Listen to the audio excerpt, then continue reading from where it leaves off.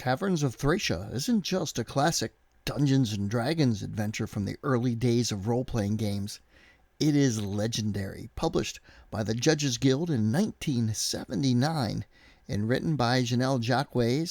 Its well-researched Greek mythology background provides a vast dungeon complex and lost city that has been loved by players for decades. Recently, Goodman Games, in association with the now late Janelle Jacques, ran a crowdfunding campaign as part of its very excellent Original Adventures Reincarnated series, and backers are receiving their books, and I've received mine, so I'm going to take a deep dive look at this classic re-release coming right up on RPG Retro Reviews.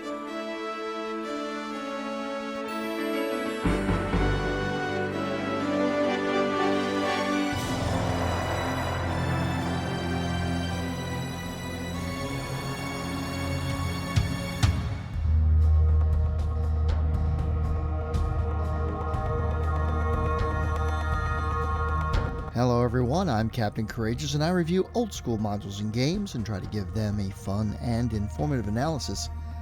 This week's review is Goodman Games' Original Adventures Reincarnated release of the Caverns of Thracia. Just a quick note, no one sent me anything, and all the materials you see in this video I received as part of my pledge to the Goodman Games Backer Kit campaign. If you like this kind of content, please take a moment to click the like button, and if you haven't already, subscribe for more. And before we get into the meat of this overview, I'd like to give a big thanks to Dice Nest for sponsoring this video. As gamers, we all love dice. Certainly there's a dice goblin at your table with a vast collection of unique and amazing dice sets. It's the randomness of dice that partly determines the fate of your adventures, and that gives them a kind of magical power. Let me introduce you to Dice Nest. Dice Nest is a unique crafter of high-quality polyhedral dice who don't simply make dice for your fantastical games, but nurtures those stories and your imagination through the beauty of their creations. There is the Crimson Bloom set with a real preserved flower within each die, frozen in time like a moment of passion made eternal. The Arcane Gateway dice series are engraved with mystic runes and crafted from genuine precious stones like Sioux Jade. These dice seem to carry the power of ancient spells, ready to transport you into a world of fantasy and mystery. Or my personal favorite, the Prismatic Radiance dice, cut from K9 prismatic glass in a unique multifaceted method. The light dazzles and refracts hypnotically in a spectrum of color. The pictures here just don't do these justice. Dice Nest was kind enough to actually send these to me, and when I showed them to my players, they were just blown away. There is a vast array of dice sets at Dice Nest's website that is sure to appeal to your inner dice goblin. And thanks to this collaboration with Dice Nest, you can save 15% off your purchase when you enter Captain Courageous at checkout. Add to the magic of the gaming experience at your table with Dice Nest today, and game on. Thank you, Dice Nest. Caverns of Thracia was highly regarded during its initial release for its Greek mythology-based setting, the various factions that inhabited the place, the quality of the maps, its unique setting and coherence that still holds up to this day, thus making it a perfect adventure to revisit and update. And here you have two options with Goodman Games, either the Dungeon Crawl Classics RPG version or the 5th edition version of the game. And of course, in both versions you will get a high quality reprint of the original adventure, which I'm going to get into in just a moment.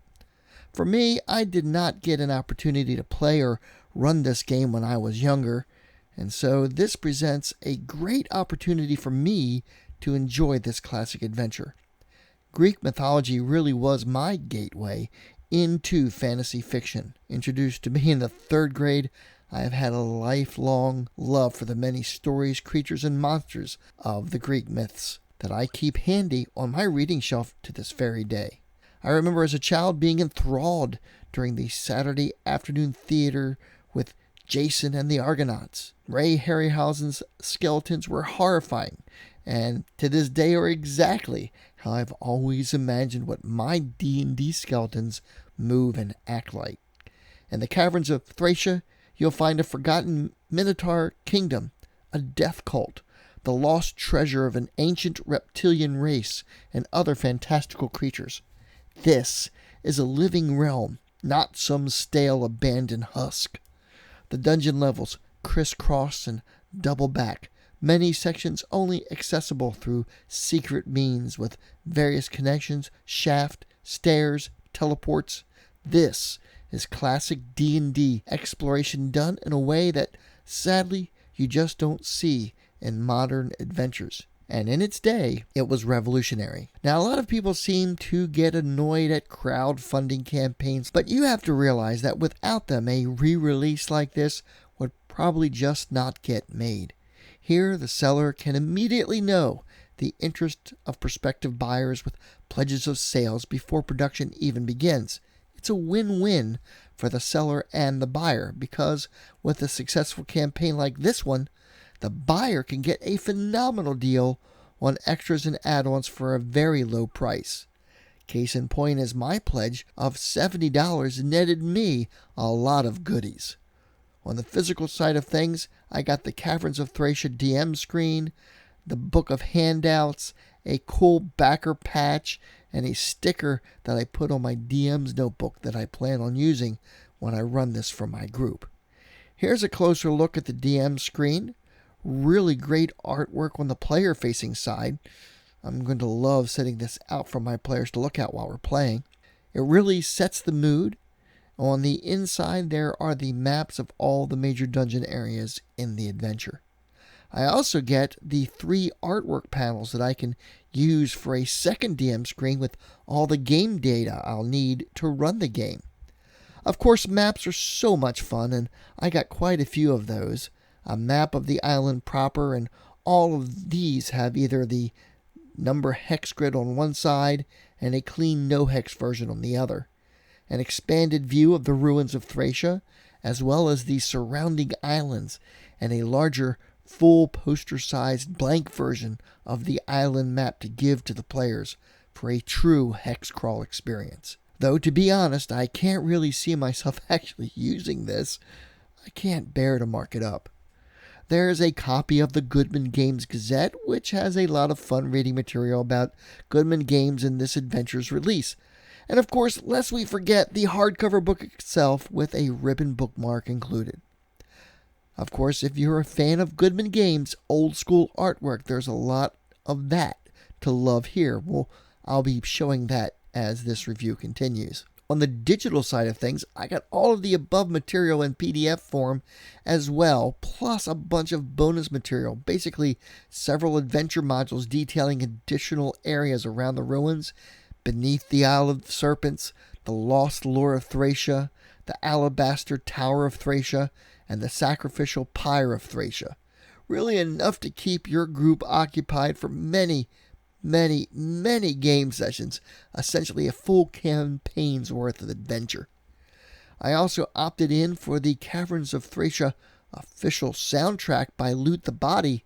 If you're like me and enjoy background music while you play, you get 11 tracks, an hour and 26 minutes of music keyed to specific areas in the dungeon.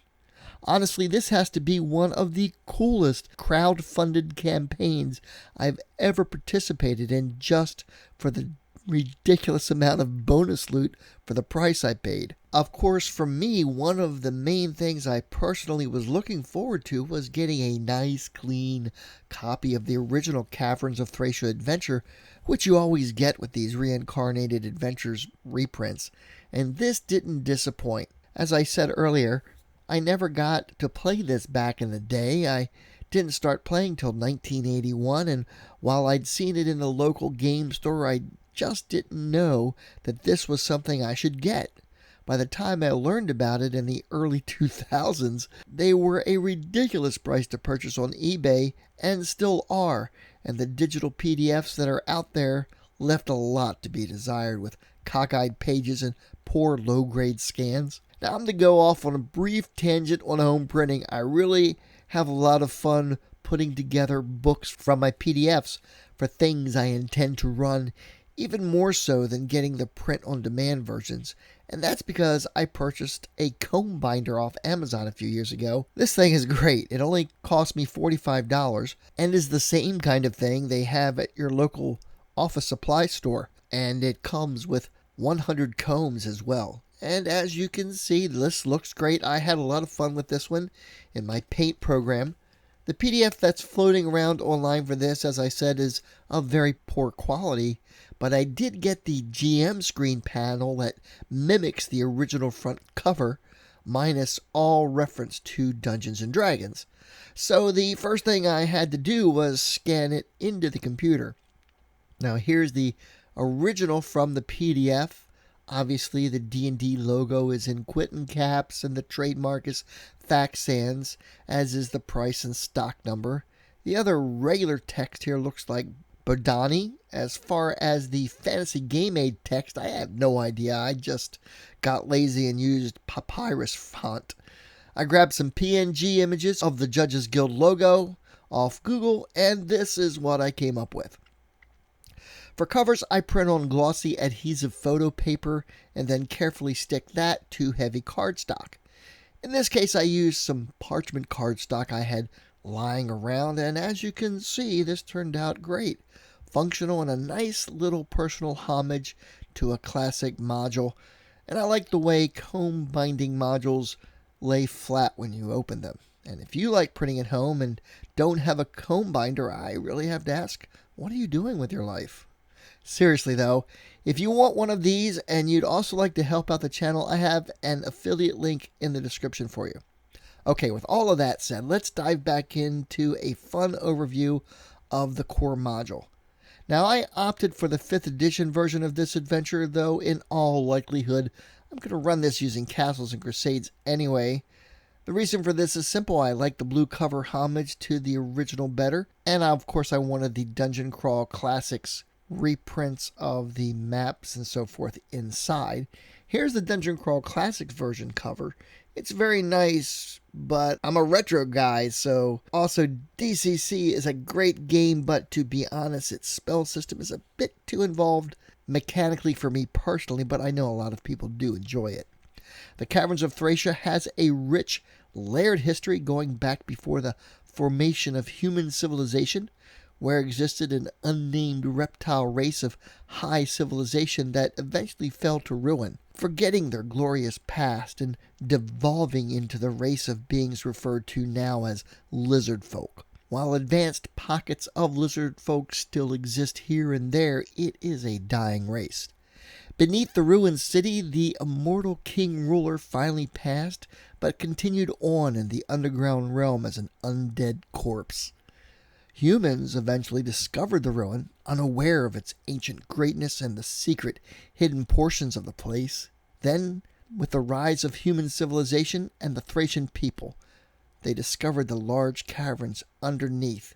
The ruler, King Argos II, constructed a garden palace there, which became a playground for Thracian royalty. During the reign of King Agamemnos, the son of King Argos, the gnolls and minotaurs that the Thracians used as laborers revolted, captured the palace, and killed the king. While some tried to mount a force to retake the caverns, all were repelled or killed. During this time, in the vast underground realm, the minotaurs came to rule.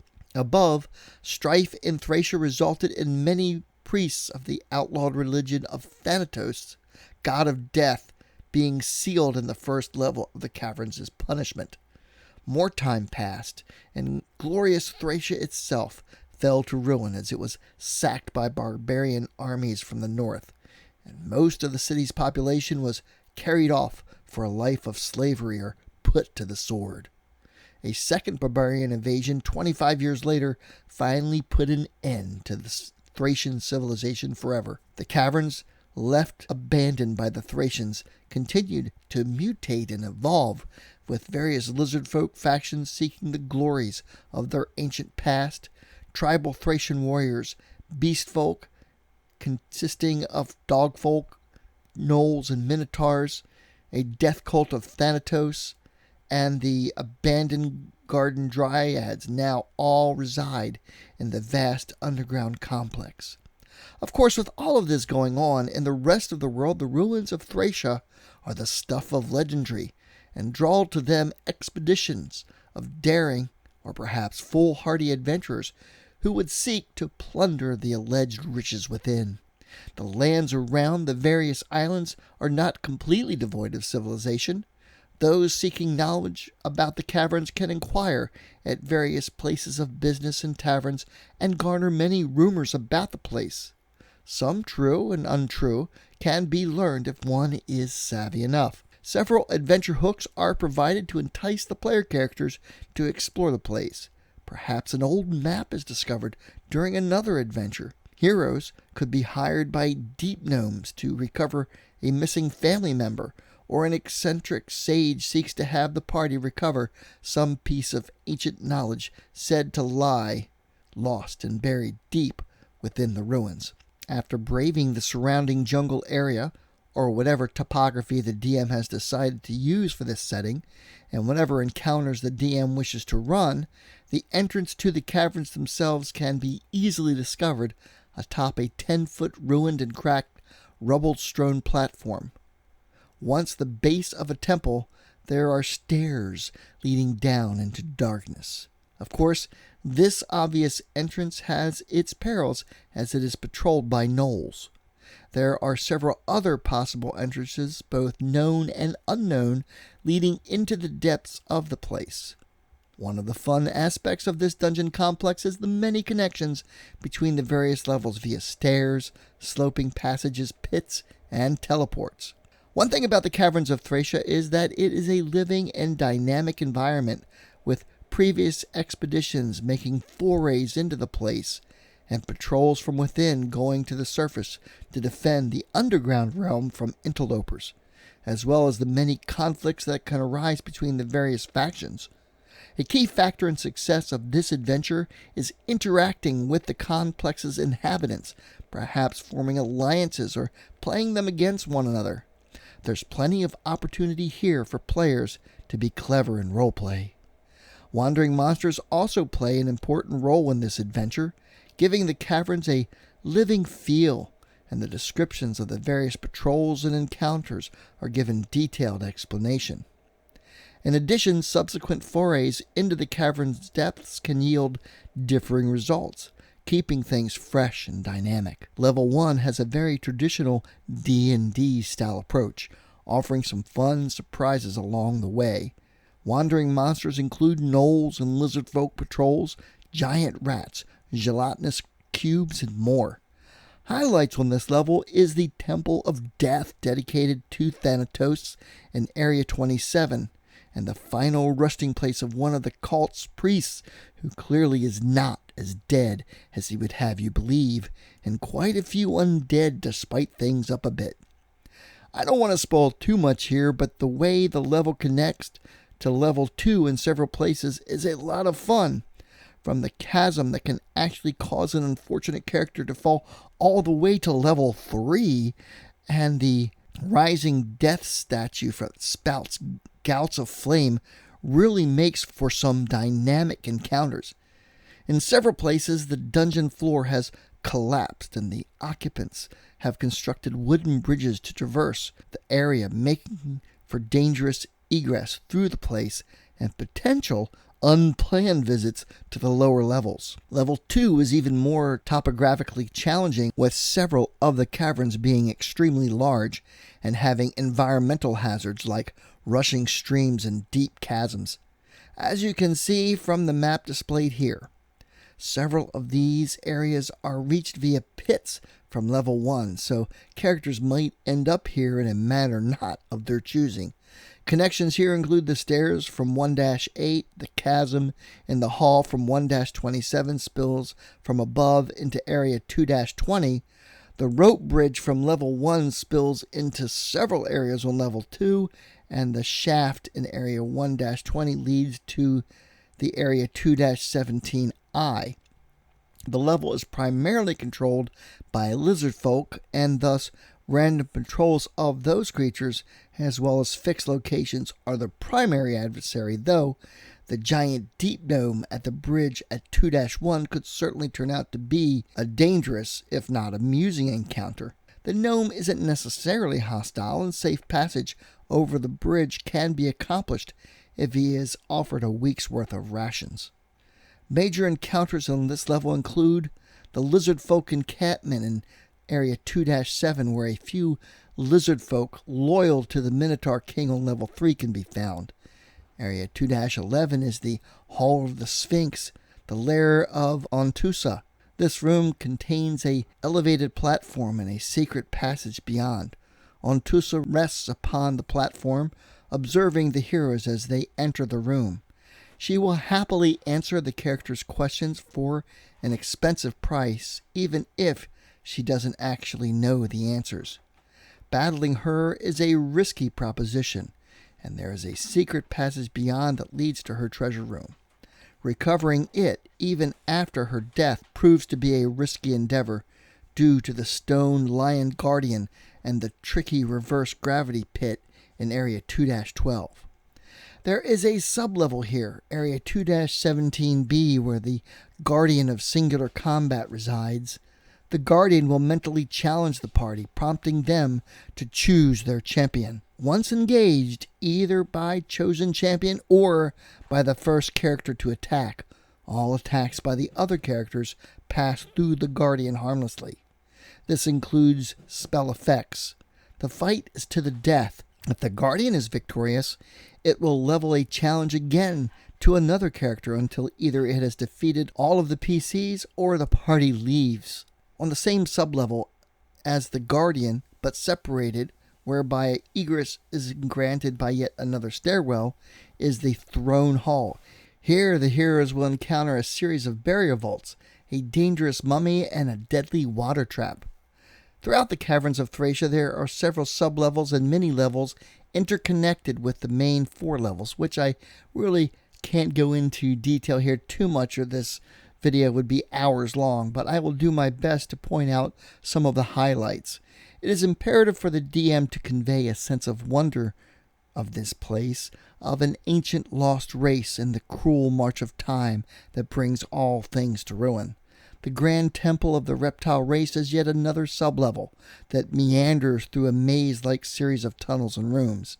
There is a grand hall in ruins where time has caused stalactites and stalagmites to form, in some places meeting in columns. Flanking plaster frescoes depict the reptile people worshipping their ancient gods. There is so much cleverness here and anticipation of player actions in such a setting, with various enchantments and creatures and guardians set up to give robbers and plunderers a difficult time. The adventurers will definitely have to think as well as just fight to earn their treasures. Stumbling through this place will have the characters finding immortal beings of some power that will certainly exceed their ability. Moving on to level 3 actually requires navigating to sublevel 3A, which is easily pictured here in this side view. Let me stop for a moment to appreciate the dungeon side view, which really was a staple of dungeon modules in the early days of D&D, and it really helps in many cases to help better visualize all the various connections and pitfalls that link the dungeon levels together.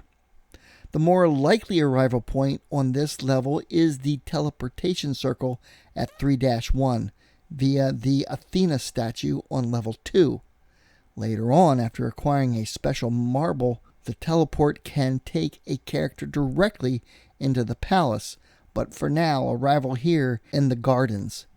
This is my favorite level, as the caverns open up into a large enough area to be a wilderness setting of sorts. This was the gardens of the Thracian king.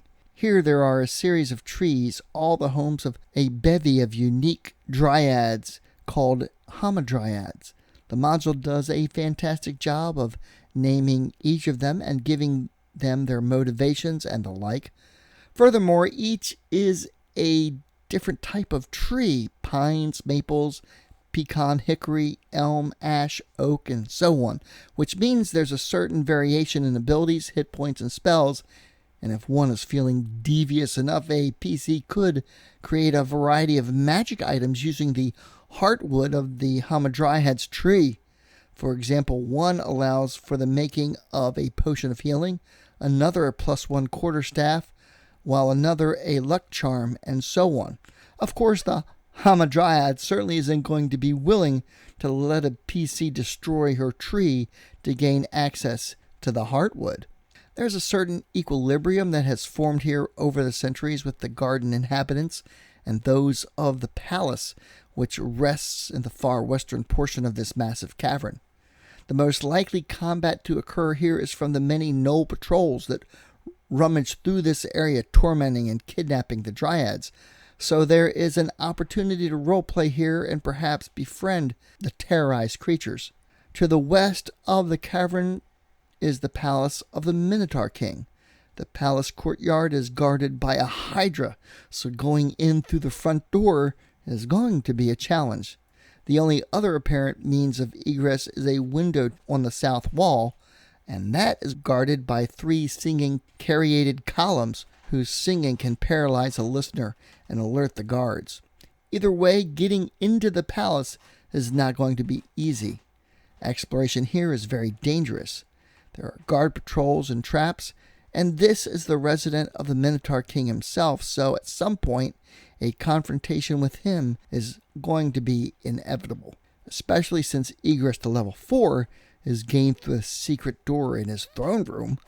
However, exploration here is a lot of fun. There are some clever encounters, a magic pool room, the Minotaur King and his retinue, and treasure to be gained.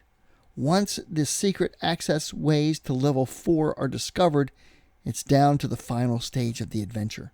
Alarmingly, moving down to level 4 via the throne room leads to a semi-circular room where a pair of manticores reside. In room 4-1, like trained watchdogs, they hide to pounce on any interlopers unless a special passphrase is uttered. Overall, this level represents the working aspects of the complex, supporting the upper levels. There is a gladiatorial arena and several treasure vaults that will greatly enrich any of those adventurers hardy enough to make it this far. There is a torture dungeon where unfortunate PCs that get captured might end up, as well as several cell areas with prisoners in need of rescue. Interestingly enough, the Goodman Games version of this level expands upon it due to a typo mistake made by Jacques in the original version of the adventure. Jacques inadvertently misnumbered the rooms of this level, skipping room 102 entirely. In the Goodman Games version, this is added to as a secret complex hidden for centuries by the original architect of this level.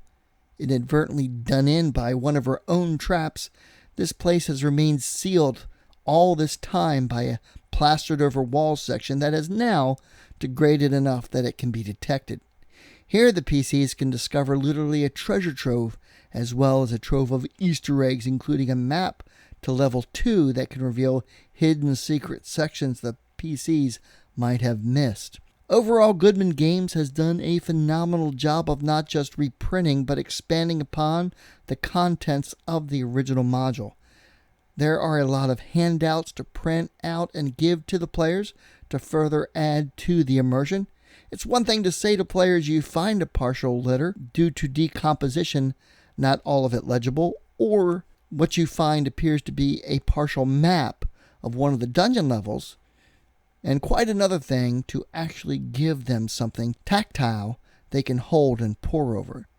There are the vastly expanded outside areas of the ruined city, a cool poster map for the players to explore, and of course the Caverns of Thracia soundtrack to add to the atmosphere by Loot the Body. There are 2 sublevels on level 2 that are waterlogged, filled with treasure, and very dangerous. To say that I've only scratched the surface of what is here is an understatement. This adventure represents months of great gaming and dungeon exploration, uncovering lost mysteries that will sure to excite and challenge your players and provide an adventure that will no doubt make an impression that they will talk about as one of their great adventures for years. To me, Caverns of Thracia represents the pinnacle of what Dungeons & Dragons exploration is supposed to be about, and everything that makes the game exciting and worth playing. An in-depth mythological backdrop provides the impetus for exploration, exciting encounters and battles, and fun puzzles and role-playing, and not a few challenging traps and puzzles provides impetus for exploration, exciting encounters and battles, and fun puzzles, and not a few challenging traps and role-playing encounters. Furthermore, the vast supplemental material that was created in collaboration with Jacques Weiss before her death serves as a testament to the quality of the work and an excellent legacy for one of the pioneer creators that shaped Dungeons & Dragons and fantasy role-playing as we know it today. There is a good reason this adventure is much beloved, and a big thanks to Goodman Games for turning this to life so that future generations of gamers can continue to enjoy it. Well, that's about all I have for you at the moment. Did you play this adventure when it was released? This is a great one for you to elaborate on your experiences in the comments. I'd love to hear about the many great stories and adventures that you might have had when you played this back in the day. So let's go ahead and have a lot of fun in the comments section. Next week, I'm going to be releasing some Hero Quest content for you, updating my original review from years ago, as well as more reviews and even a crafting project. I'd like to thank all my patrons who continue to support the channel month after month. Thank you so much. Please give this video a like, comment, and share. Please check out my Teespring store for great gaming swag, t-shirts, carry bags, coffee cups, and more. Join the channel's Facebook page, RPG Retro Reviews, and consider supporting the channel by becoming a patron yourself, or alternatively, you can just send a tip through the PayPal tip jar or use Super Thanks. Links are in the description. And as always, my friends, may your D20 roll true and game on.